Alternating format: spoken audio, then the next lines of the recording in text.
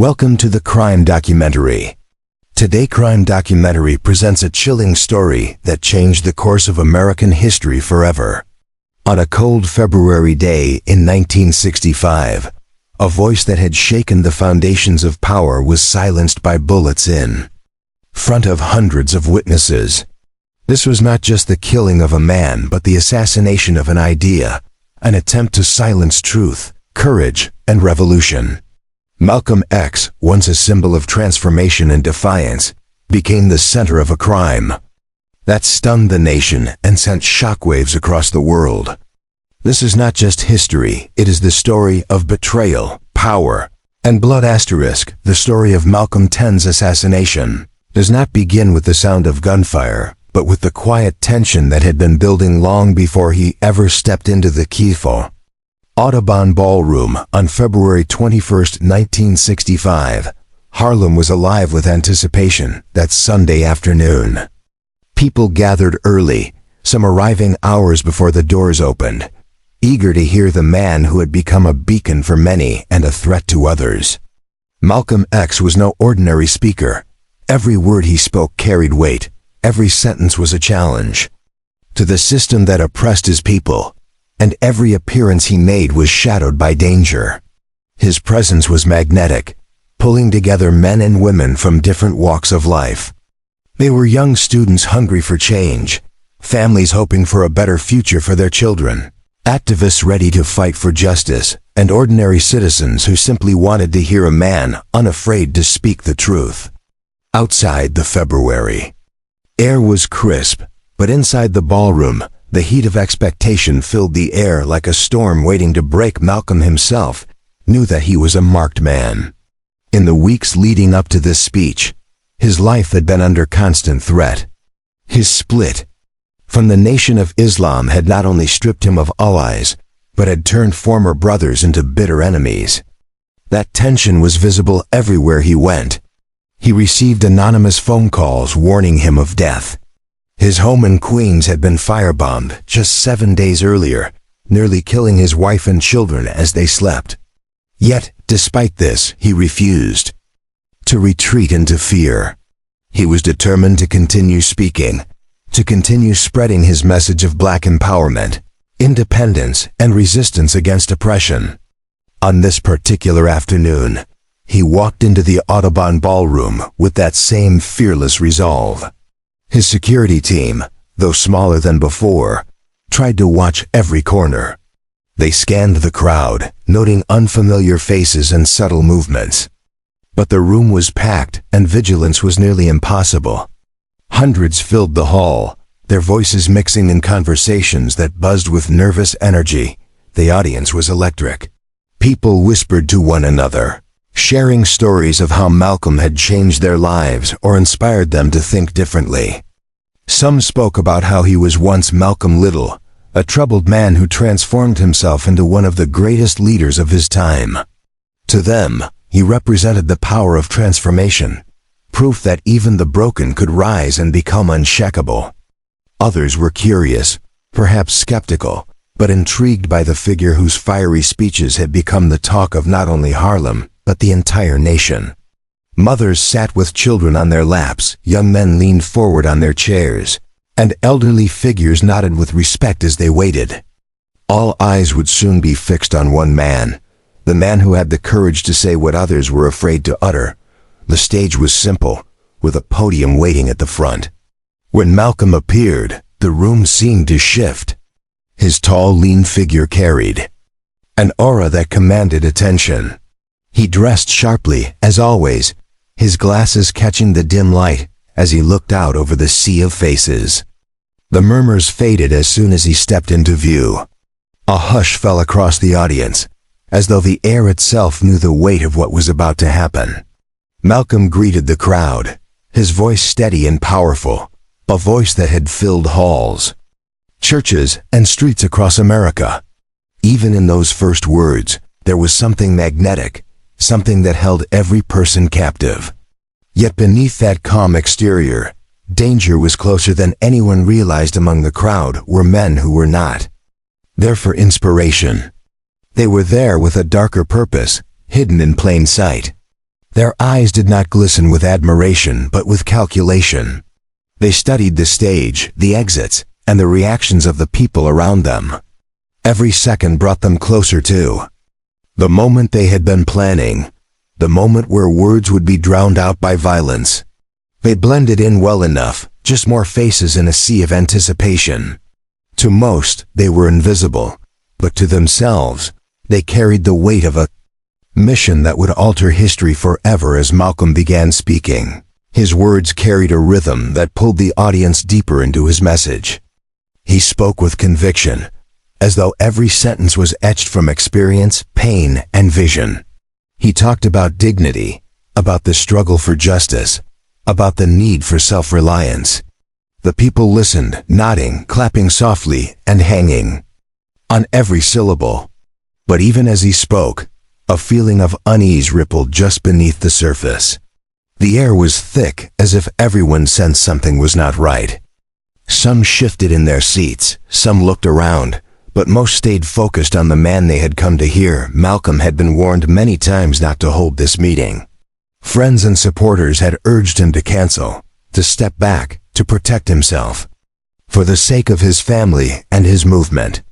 But for Malcolm, to cancel was to surrender, and surrender was something he could never accept. He knew the risks, he carried them with him every time he stood before an audience, and yet he kept going. The stage was both his platform and his battlefield. As he stood there, unaware of the precise second when fate would strike, he embodied resilience. The courage in his voice contrasted sharply with the silent intent of those who had come to take his life. In the back of the hall, subtle movements began to stir.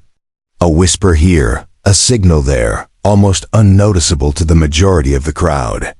Malcolm's security detail, though alert, could not be everywhere at once. The room was simply too crowded, too chaotic, too unpredictable. People were standing, people were moving, and every second brought with it the possibility of distraction.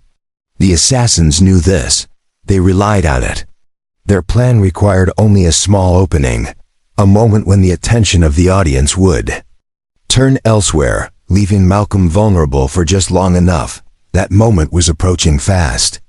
Malcolm stood tall, scanning the faces before him, delivering his words with passion. His supporters leaned forward, captivated, but in the shadows of the room, time was running out. The ballroom, once a place of hope and community, was about to transform into something far darker. The walls seemed to close in, the stage seemed smaller, and the silence between words felt heavier than usual.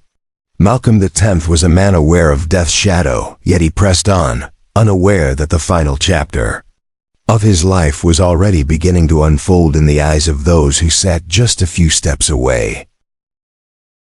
The story of that moment in the Audubon Ballroom is etched into history, not because of what Malcolm X said that day, but because of how violently his words were silenced. In the days leading up to February 21, 1965, danger followed him everywhere, like an unshakable shadow. His split from the Nation of Islam had turned into open hostility. The firebombing of his home just 1 week before left his wife, Betty, and their children terrified as flames swallowed their bedrooms in the middle of the night. Miraculously, they escaped with their lives, but the message was clear. The threats were not empty. Death was not a distant possibility. It was waiting around every corner. Still, Malcolm stood resolute. He continued to speak, continued to organize, continued to challenge not only racial injustice in America, but also the hypocrisy within movements that claimed to stand for liberation. He was a man who had nothing to hide and nothing left to fear, and that made him even more dangerous to those who wanted him gone. Inside the Audubon Ballroom, the audience was restless but eager. They had heard about the threats many knew of, the bombing, but they still came. That alone said something about the power Malcolm had over people.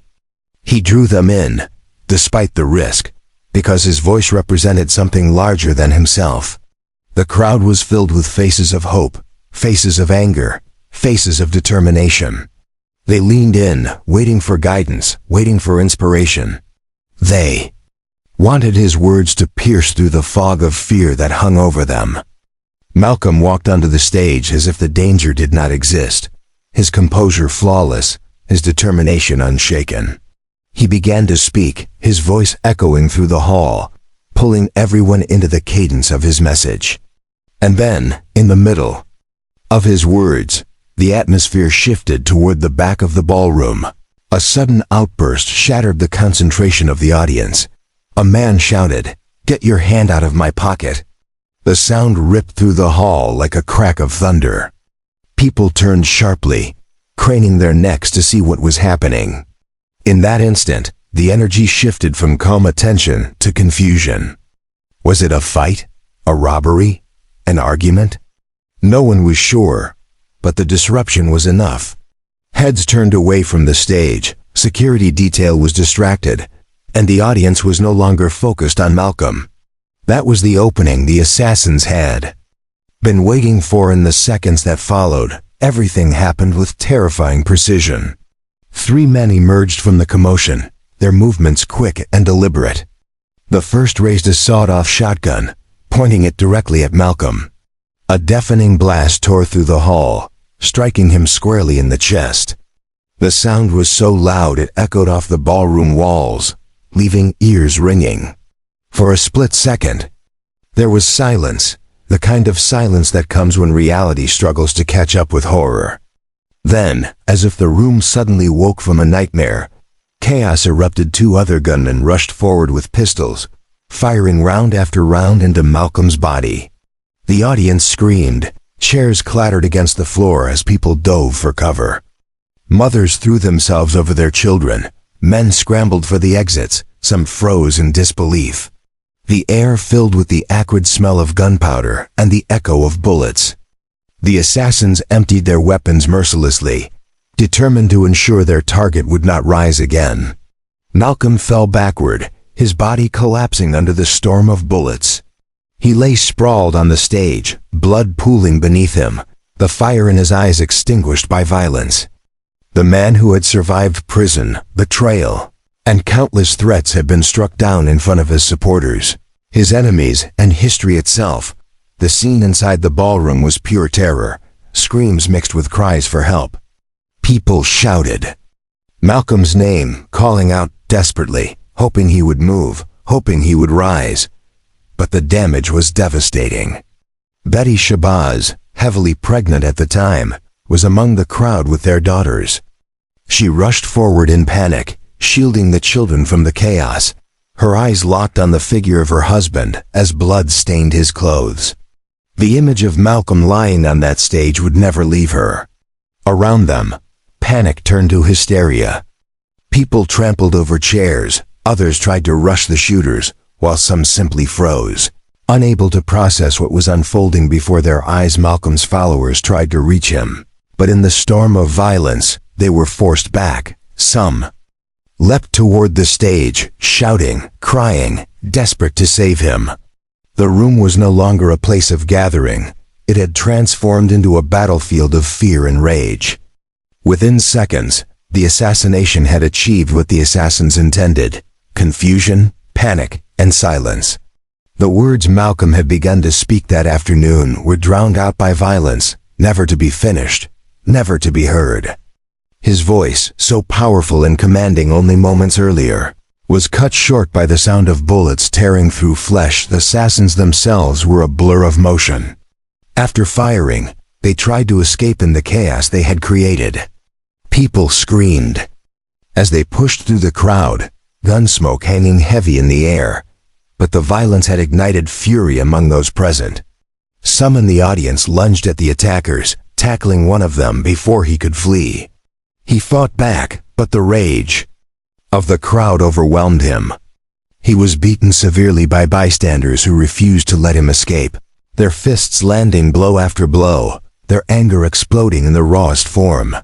The other shooters used the panic to slip away, disappearing into the mass of terrified people. And out of the hall, their mission complete. For Malcolm, the final moments were brutal.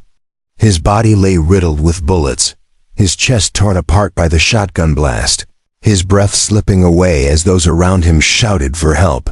His followers rushed to his side, lifting his head, trying to stop the bleeding, shouting for doctors, for anyone who could save him. The stage became a scene of desperation, hands pressing against wounds, voices crying out prayers and pleas. But it was already too late. The damage was too great. The man who had once filled rooms with fire and conviction now lay silent, his body broken by hatred. The atmosphere in the ballroom was one of shock, disbelief, and grief all at once. Some people collapsed in tears, others shouted for justice, and many simply stood frozen, unable to process that the man they had come to hear was now lying lifeless before them. The walls echoed not with Malcolm's voice, but with the cries of a community robbed of its leader. The scene was chaos, but it was also unforgettable, a moment that would be carried in memories of everyone present, a moment that would be replayed again and again in history as the day when bullets tried to silence a revolution. The chaos inside the Audubon ballroom did not end when the gunfire stopped. The screams of terrified men, women, and children blended with the shouts of Malcolm's supporters who rushed to the stage, trying desperately to save him. His body lay on the ground, riddled with bullets, as blood pooled beneath him. Supporters lifted his head, calling his name, begging him to hold on, while others pressed their hands against his wounds in a frantic attempt to stop the bleeding. In the middle of that storm of grief and panic, the assassins tried to make their escape. The hall that had moments earlier been filled with anticipation and hope now became a place of violence, confusion, and raw anger. People scattered in all directions, some racing for the exits, others frozen in horror, while a few brave souls chased after the men responsible for the crime. One of the gunmen, Talmadge Hayer, could not escape. As he tried to push through the panicked crowd, he was recognized. Furious bystanders lunged at him, tackling him to the ground. Rage fueled their fists and boots as they beat him mercilessly, unwilling to let him slip away after what he had just done. Hayer fought back, but the crowd was too strong. They tore at his clothes, struck him repeatedly, dragging him until police finally intervened and pulled him away, bloodied and barely conscious. Meanwhile, the other two shooters vanished into the chaos, escaping into the streets of Harlem before authorities could catch them. The crime, though shocking in its immediacy, was far from simple. For many, the question of who had truly orchestrated the assassination began almost instantly. The Nation of Islam was quickly blamed, but beneath that accusation lay deeper suspicions. Suspicions that government agencies had long been watching Malcolm and may have played their own hidden role as Malcolm's limp body was carried out of the ballroom. The weight of what had just happened spread like wildfire. He was rushed to Columbia Presbyterian Hospital, but the damage was too severe. Doctors tried desperately to resuscitate him, but the shotgun blast to his chest and multiple gunshot wounds left little chance. Within minutes, he was pronounced dead at just 39 years old. The news reached the crowd outside, and anguish swept over Harlem. Word traveled quickly, racing through neighborhoods, spilling into the streets, carried into homes and broadcast over radios. Malcolm X, the man who had risen from a troubled youth to become one of the most influential voices of his time, had been silenced in broad daylight before the eyes of his people. Grief turned to rage, and rage turned to suspicion. People asked not only who pulled the trigger, but who had truly wanted him dead. The Nation of Islam, led by Elijah Muhammad, was immediately placed under suspicion. Malcolm's split from the organization had been bitter and public, filled with accusations and threats. His departure had left him vulnerable, stripped of protection, and targeted by former allies who now saw him as a traitor. For many, it seemed clear that the killers were tied to the nation. Talmadge Hayer himself admitted his allegiance to the group. Yet others questioned whether this was the entire story. Malcolm had long been under government surveillance. The FBI had watched his every move, recording his speeches, monitoring his phone calls, and building thick files on him. To them, Malcolm was not just a radical but a threat to national stability, a man capable of uniting African Americans, Muslims, and even international allies against the structures of American power. The possibility that government agencies knew of the assassination plot, or even allowed it to unfold, haunted the case from the very beginning in Harlem. The response was immediate and explosive. Crowds gathered in the streets, angry and devastated. His death felt not only like the loss of a leader, but like the silencing of an entire community's voice. Supporters shouted for justice, some clashing with police, others breaking down in grief. Betty Chavez, his widow, was left shattered, now raising 6 daughters alone, including one still unborn. The pain etched on her face became one of the defining images of the tragedy. She had watched her husband gunned down before her eyes, and now she was tasked with carrying on without him.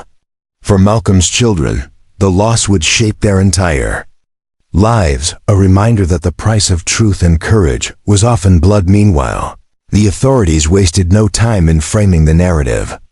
Police quickly announced the arrest of Hayer and later 2 other men, Norman 3X Butler and Thomas 15X Johnson, both members of the Nation of Islam. They were charged and eventually convicted, but questions lingered. Witnesses at the scene recalled seeing more than 3 shooters. The investigation appeared rushed, sloppy, and filled with gaps. Many wondered whether justice was truly being served, or whether the trial was simply meant to close the case quickly and prevent further scrutiny. Over the years, doubts deepened. Decades later, evidence would emerge suggesting that Butler and Johnson had been wrongfully convicted, fueling the theory that the truth of who killed Malcolm X was far more complex than the official story suggested. Assassination also revealed how divided the struggle for civil rights had become. Within hours, comparisons were drawn between Malcolm X and Martin Luther King Jr., 2 leaders with different philosophies but shared goals of liberation. Malcolm's death highlighted not only the dangers of speaking out, but also the fractures within movements fighting for justice. To some, his assassination was a direct result of internal rivalries. To others, it was proof that forces far greater than the Nation of Islam wanted him removed. Malcolm had recently returned from travels abroad, where he had spoken about connecting the African American struggle with global human rights movements. His message was expanding beyond America, gaining international attention. For the United States government, that was dangerous. If Malcolm succeeded in bringing the plight of Black Americans to the world stage, the nation's image and power would be threatened. His growing influence abroad only deepened suspicions that his death was not simply the result of religious conflict, but part of a broader effort to silence him permanently. In the aftermath, Malcolm's supporters were left with more questions than answers. Why had security been so weak at the Audubon Ballroom? Why had police surveillance not prevented the attack, despite knowing Malcolm was under constant threat? Why did it take decades for evidence to surface that undermined the convictions of 2 of the accused? The more people searched for answers, the more the assassination looked like a puzzle with missing pieces deliberately kept from the public. The official version of events satisfied few, and whispers of conspiracy grew louder with each passing year. What was undeniable, however, was the impact of his death. The fire that Malcolm carried was not extinguished, it spread. His words, recorded in speeches and writings, continued to inspire generations long after he was gone. The Audubon Ballroom itself, once a place of community gatherings, became a landmark of tragedy. For those who had been inside, the memory never faded. They remembered the crack of the shotgun, the screams, the chaos, the sight of Malcolm's body collapsing on the stage.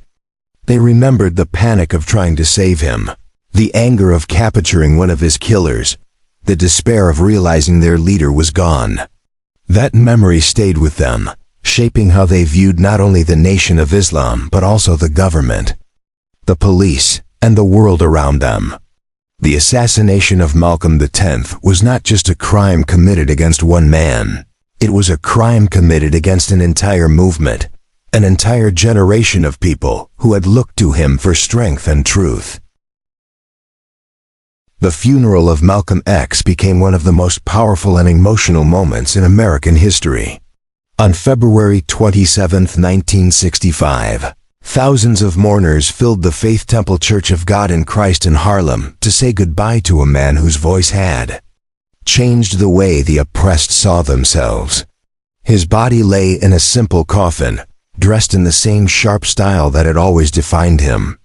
People lined up for hours just to catch a glimpse, to pay their respects, to whisper a prayer, or simply to stand in silence before him.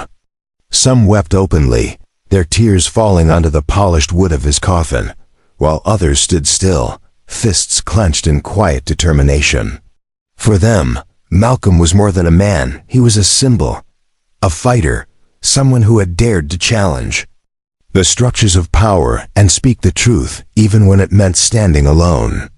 In the church, Betty Shabazz sat with her daughters, her grief written across her face, her strength holding her family together as cameras captured every moment of pain. The streets outside the church overflowed with mourners who could not get inside.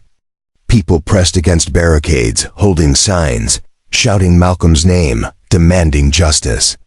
The crowd was a mix of anger and sorrow, a community devastated yet unbroken. They listened as Ossie Davis, the actor and activist, delivered a eulogy that would be remembered for generations. He called Malcolm our shining black prince, words that echoed in the hearts of those who gathered, affirming that even though Malcolm's body was gone, his spirit was still alive. His words captured the duality of Malcolm X, a man feared by his enemies, but loved by his people. A man condemned by the mainstream, but celebrated by the oppressed. For many, this funeral was not just the burial of a leader, it was the birth of a legend. After the funeral, the body of Malcolm X was taken to Ferncliff Cemetery in Hartsdale, New York. There he was laid to rest in the earth, surrounded by family, friends, and countless supporters. Yet even in that final moment, the sense of injustice lingered. Questions about his assassination refused to die. Who had really orchestrated it? Why had security failed? Why did government agencies with full knowledge of the threats not intervene? The official convictions did little to satisfy the doubt that gnawed at people's minds.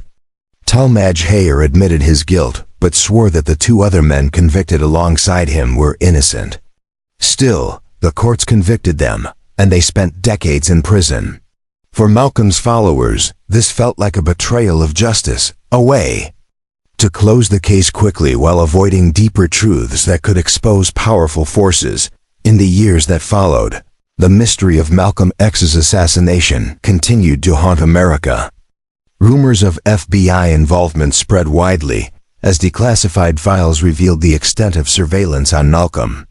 He had been watched, recorded, and followed for years, his every move tracked by those in power. To many, it seemed inconceivable that the government, with all of its intelligence, had no knowledge of the assassination plot. If they knew, why had they done nothing? Was his death not just an act of religious rivalry, but a political elimination, a silencing of a man who threatened to internationalize the struggle of African Americans? These questions grew louder over time, and they remain unanswered to this day. But while the truth about his death remained clouded, the truth about his life became clearer with every passing year. Malcolm X was no longer the fiery radical that mainstream media once painted him to be. Over time, he was recognized as a visionary who had undergone an extraordinary transformation.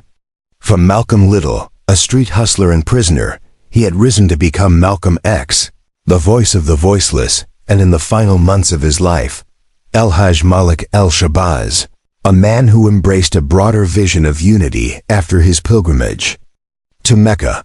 His journey inspired millions, showing that redemption was possible, that truth could evolve, and that leadership meant growth as much as conviction. His assassination had sought to silence him, but it only amplified his voice. His speeches continued to circulate. His autobiography became a blueprint for resistance, and his words lit a fire in generations yet unborn for Betty Shabazz and her daughters. The years that followed were not easy. They carried the weight of Malcolm's death in silence and strength. Betty became an educator, dedicating her life to preserving his legacy, raising her daughters to know the man not only as a martyr but as a father who loved them deeply. The daughters themselves grew into women who would carry his name and his vision forward, ensuring that Malcolm's story would not be forgotten or distorted. Each year, as February returned, so too did the memories of that day in the Audubon ballroom. For the Shabazz family, the pain never disappeared, but neither did the pride in what Malcolm had stood for across the world. Malcolm's name became a rallying cry. Movements for freedom in Africa, the Caribbean, and beyond invoked his speeches. Young revolutionaries studied his life and used his words to challenge injustice in their own lands. His face appeared on posters, his quotes painted on walls, his story passed from one generation to the next. The very forces that tried to erase him had instead ensured his immortality. To silence Malcolm was to give him to history, and history remembered him not as a victim, but as a warrior who refused to bow. Decades later, the truth of his assassination began to shift. In 2021, the convictions of Norman 3X Butler and Thomas 15X Johnson were overturned after new evidence revealed they had been wrongfully convicted. The announcement reopened old wounds and proved what many had long suspected, that the official story of Malcolm's assassination had been riddled with lies.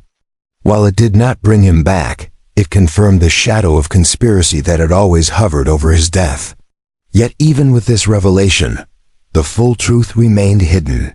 Files were still sealed, testimonies still missing, and powerful figures still silent. The crime that shook America continued to echo with unanswered questions. But what could not be denied was the power of Malcolm's legacy. His life, his transformation, and his courage became the blueprint for those who would come after him.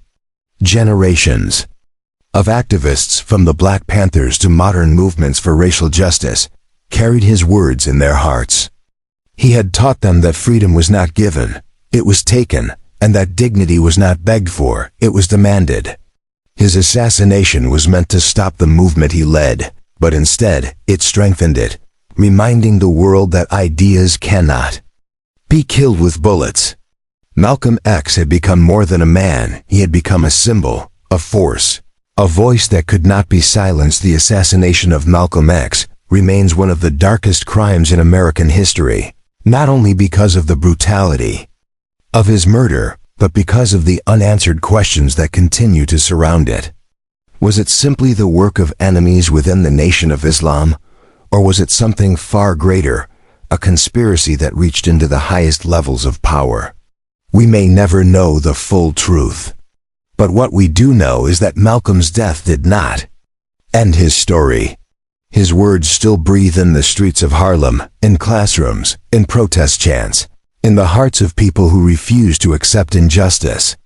He is still alive in every fight for freedom, in every demand for dignity, in every struggle against oppression. The bullets that cut him down on that February afternoon did not win. They only ensured that Malcolm X would never be forgotten, that his voice would rise again and again, echoing across generations. His assassination shook America, but his legacy reshaped it forever.